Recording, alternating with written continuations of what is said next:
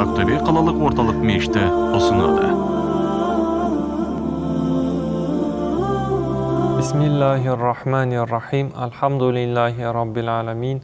Вассалату вассаламу аля расулина Мухаммадин ва аля алихи ва асхабихи аджмаин. Амма бад, ассаламу алейкум ва рахматуллахи ва баракатух.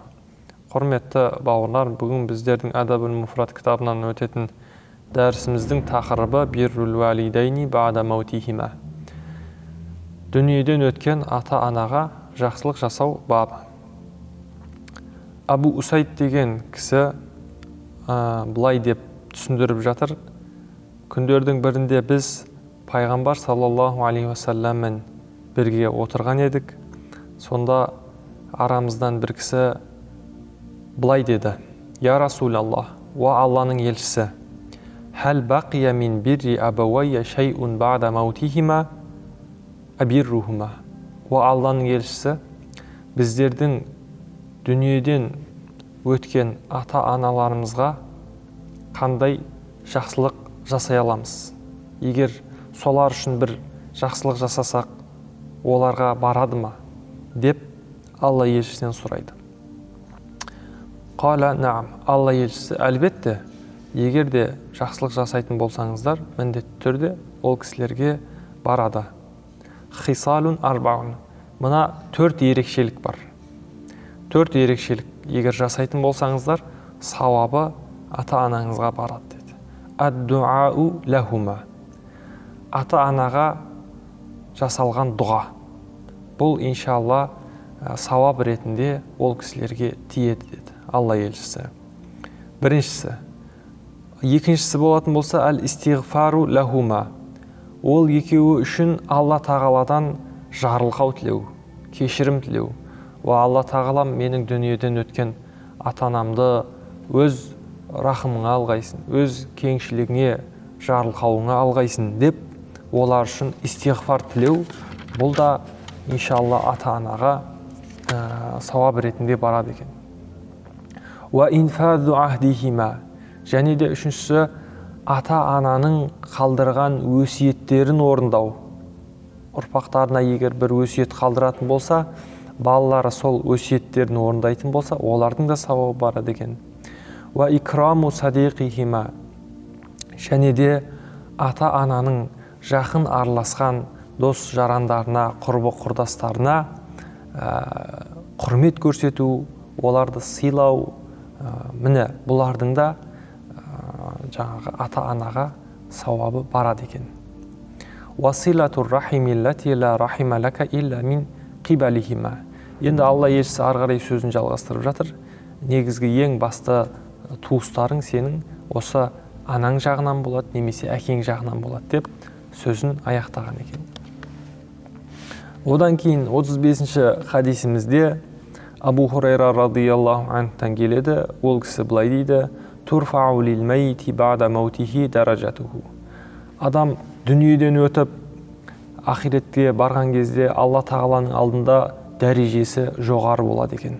Алла тағала ол кісінің мәртебесін сондай жоғары етіп қояды екен. Фаяқул ай рабби. Ол кісі аң-таң болады екен. Мынау дәрежелер, мынау мәртебелердің барлығын маған не үшін беріп жатыр деп. Сосын сұрайды екен: Айю шайин хадихи. Ва Раббым Алла, бұлардың барлығын маған не үшін беріп жатырсың? Не үшін беріп жатырсың? Қай амалым үшін мыналарды бердің? Не жасадым мен деп. Аң-таң болып өзіне берілген сый-сияпаттар, дәрежелерді таң қалып сұрайды екен. Фаюқалу. Сосын ол кісіге былай деп жауап беріледі екен: Валадука истағфара лак. Сенің артта қалдырған ұрпағың, балаң сен үшін Алладан жарылқау тілеп жатыр, истиғфар тілеп жатыр. Міне сондықтан да Алла тағала сенің дәрежеңді осындай ғып өсіріп қойды, осындай ғып жоғарлатып қойды деп ол кісіге жауап беріледі екен.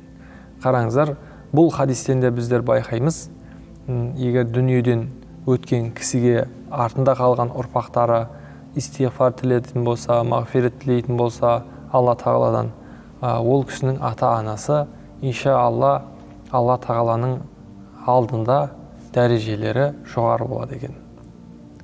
Одан кейін 37-ші хадисімізде Мұхаммад бин Сирин деген кісі күнна инда Аби Хурайрата лейлатан, біздер бір түні Абу Хурайраның жанында бірге едік дейді.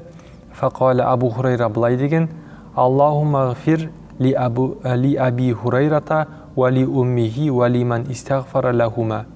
Ва Алла тағалам Абу Хурайраны өз рахымыңа алғайсын деп дұға қылған екен. Және де Абу Хурайраның анасын ва Алла тағалам өз рахымыңа алғайсын деген екен. Сосын ва Алла тағалам Абу Хурайра мен Абу Хурайраның анасына Алладан жарылқау тілеген қандай кісі болатын болса, солардың барлығын ва Алла тағалам өз рахымыңа алғайсын деп дұға жасаған екен.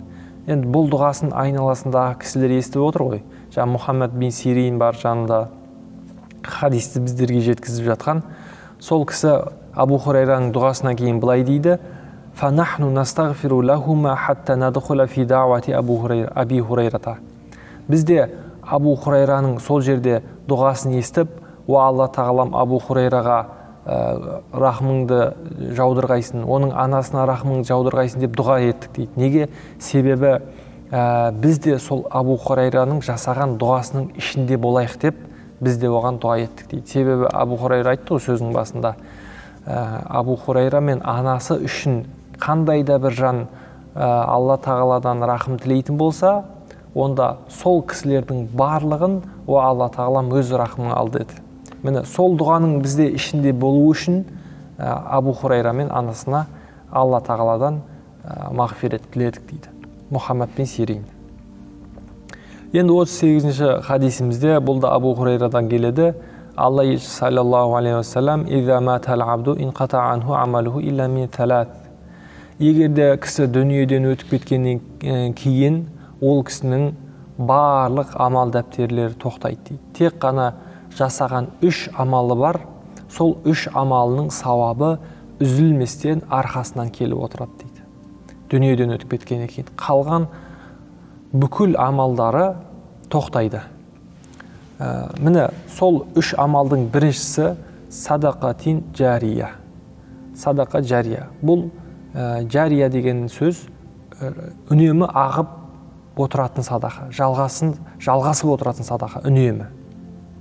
Мысалы, көпшілік мұсылмандардың қолданатын, ауам халықтың қолданатын кез келген ол мешіт бола ма, ол оқу орны болады ма, немесе жол болады ма, немесе жолдың бойындағы ауыз су болады ма, иә? Міне осы секілді көпшіліктің қолданатын осындай нәрселерді қандай да бір кісі соның жаңағы жасалуына, жолдың, көпірдің салынуына, мешіттің тұрғызылуына септігін тигізетін болса, соны өзі жасайтын болса, соған қол үшін беретін болса, сол амалының сауабы артынан дүниеден өтіп кетсе де жалғасып келіп тұрады екен. Міне бұны садақатун жариятун дейді екен. Ва илмин ау илмин юнтафау бих. Және де пайдалы болған ғылым біліммен айналысса, және де артынан еңбек қалдырат болса пайдалы. Міне сол еңбектен қанша кісілер қолданатын болса, соның пайдасын көретін болса, солардың сауабының баршасы әлгі сол еңбекті жазған кісіге үзілместен сауабы қияметке дейін келіп отырады екен. Ау валадин салихин ядаула.